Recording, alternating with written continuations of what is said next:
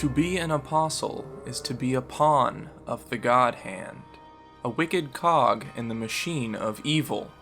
This is true of all, but perhaps less true of some. Enter Nosferatu Zod. Zod the Immortal seems to be a beast of a different ilk, an apostle like no other. While most of his demon brethren enjoy foul play, Zod seems to care about one thing, and one thing only: battle. He is the beast swordsman, a one-of-a-kind being. He lusts not for the taste of flesh, but for the fight. Berserk and the quest for the ultimate strong one. If Guts is considered the most monstrous of all humans, then Zod has to be the most human of all monsters. As Skull Knight parallels Guts in one way, being an example of what Guts might have become if he'd succumbed to the Berserker armor completely, Zod parallels Guts in another. If Guts were to somehow succumb to being an apostle, that apostle would indeed be Zod. And what an amazing parallel that is. Two roads Guts won't go down, because others have already traversed those paths for him. Two paths that are at extreme odds with one another. That symbolism is shown literally in Skull Knight and Zod's seemingly eternal rivalry. It's truly masterfully done. But while Skull Knight and Guts have a similar plight, that of opposing demon kind, Zod and Guts share a more visceral trait, an attribute that exists deep inside the core of their personas: the need for the battlefield. Guts feels at home only with his sword in hand, and Zod feels life is pointless without a strong opponent. Most, including myself, equate this as a simple yet incredibly effective parallel, while some assume it to be more of a direct connection, that of familial ties. For Zod to be Guts' father would mean for Guts to be half apostle. And I've said it before, but I'll reiterate it now. Guts' character is a symbol of the never-ending human struggle. If he were in fact half apostle, this symbolism would be tainted, and Guts' story would no longer hold the weight it currently does. That human struggle is a major theme in Berserk, and Guts' parents being some unknown, unimportant man and woman adds to that idea in a perfect way. So no, Zod is not Guts' father.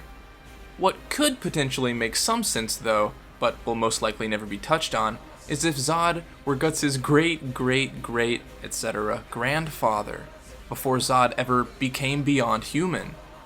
That could explain some of Guts' physical features and his tendencies, but not much else. In the end, there wouldn't be any point in exposing that truth, except for some shock and wow value. So, for as long as Berserk continues, I figure Guts and Zod will only share that priorly mentioned symbolic connection. A connection consisting of so many amazing moments throughout the series so far. A connection I deeply enjoy. Zod holds those who can oppose him in high esteem. Instead of being angered when Guts cut into him in their first encounter, he was elated. Skull Knight consistently beats him down, yet Zod maintains nothing but joy in their scuffles. He may hide it behind that gruff mug of his sometimes, but we all know these are the best moments in his life. He has nary an interest in devouring the members of the Band of the Falcon. He would much rather battle a strong foe, and enjoys meeting a proper fight above all else.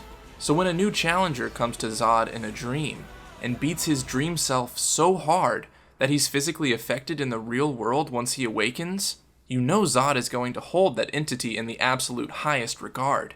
Femto was so powerful that Zod getting wrecked by him in his dream resulted in his horn being sliced off in real life.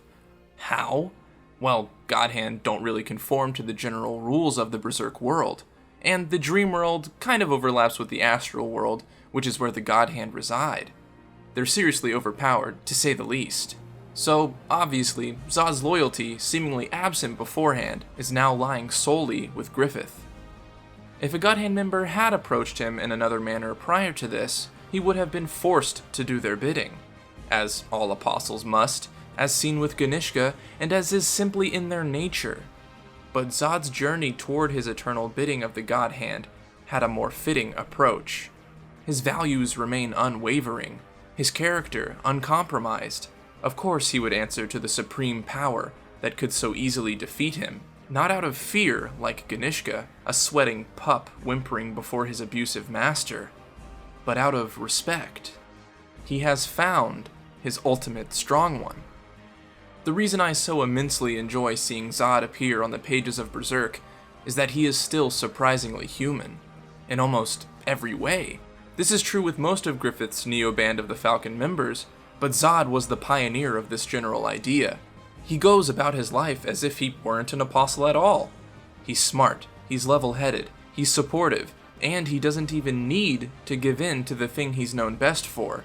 His battle lust can be put on hold if need be. When the Neo-Band of the Falcon raided Flora's mansion, he allowed Grunbeld to fight Guts, knowing full well Grunbeld had a real shot at killing him. Zod could potentially lose the chance to fight this respectable foe once more. This is more understandable once we realize Zod is given the chance to fight his true rival once again, but still, he's only slightly reluctant to give the strongest man he's ever faced up to our favorite red-headed dragon. And speaking of heads, if you've noticed, Zod's remaining horn has become quite a bit larger ever since its brother was severed. I've always wondered why this was. I can only assume that since he used to have two massive horns to protect his head and to fight with, the one left over must then compensate for the new lack of protection. And now instead of pointing outward, it's starting to point toward the middle of his head, and has grown, better suiting him for battle. It's ingenious, really, that Mira paid attention to such a detail. Now that I've mentioned detail, how about the details of Zod's past? He's been marauding around for the short span of 300 years as an apostle. But what about his human life? Well, in short, we just don't know. All we can gather is that, generally, an apostle's beast form mirrors how they were prior to their demonic transformation.